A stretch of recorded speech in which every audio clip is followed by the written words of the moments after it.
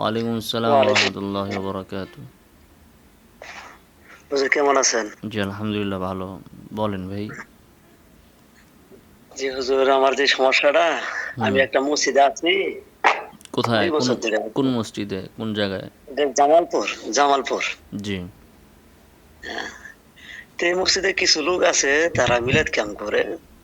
আমি মিলাদ ক্যাম্প করি না। আমি এমনকি এর আগে যারা ছিল, এরা মিলাদ ক্যাম্প করত। আমি এসে বলছি যে মিলাদ ক্যাম্প না, এরকম এটি। এখন ওই যে এগুলো বলা পরেই মনে করেন আমার সাথে একটু বিরোধী। জি। ঠিক আছে?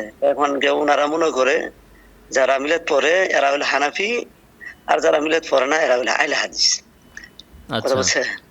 এই যে এরকম নিয়েই কিছু মুসল্লি মনে করেন অনেকটা ইমাম সাহেব আইনে পড়ছিল। বলছিল যে এই হুজুরের আহলে হাদিস, এই হুজুর মিলাদ পড়ে না। আচ্ছা। ঠিক আছে?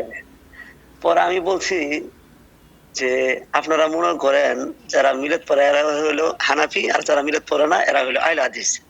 পরে আমি মুসল্লিদের বলছি, বলে ইমাম আবু হানিফা, ইমাম ইউসুফ, ইমাম মোহাম্মদ, আমরা তো প্রচলিত মিলাদ পড়ি, টাইনে যেগুলো কোনো কিছু ঠিক নাই। এরকম মিলাদ কি তারা কখনো পড়ছে? এরকম মিলাদ তারা পড়ে নাই।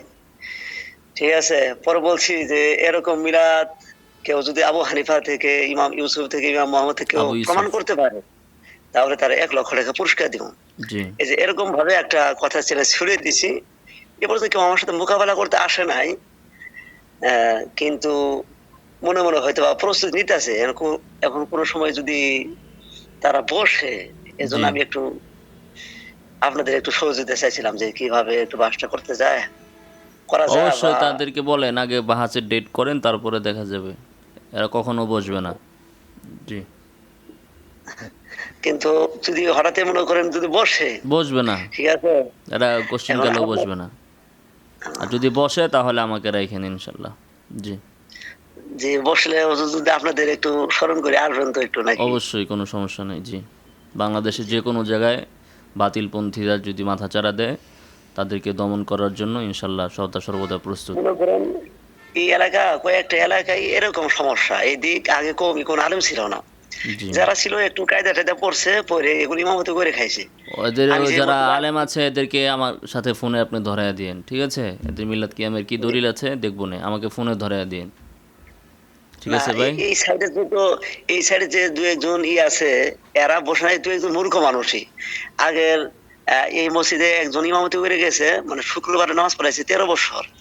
সে বলে শুধু মনে করেন কায়দা পইড়া একটু মিলাদ কিয়াম করতে পাইতো, আর বড় করে লম্বা করে দোয়া করতো। সেই জায়গায় ১৩ বছর ইমামতি করে গেছে। বুঝতে আচ্ছা। পারছেন? জি। এখন ওই ২-১ জন আছে ওর ভক্ত। তো কায়দা ওর পড়ে বাড়িতে যে লোক ইমামতি করে সে লোক মিলাদ পড়বে না তো আর পড়বেটা কি? তার তো আর পড়ার মতো কিছু নাই ভাই।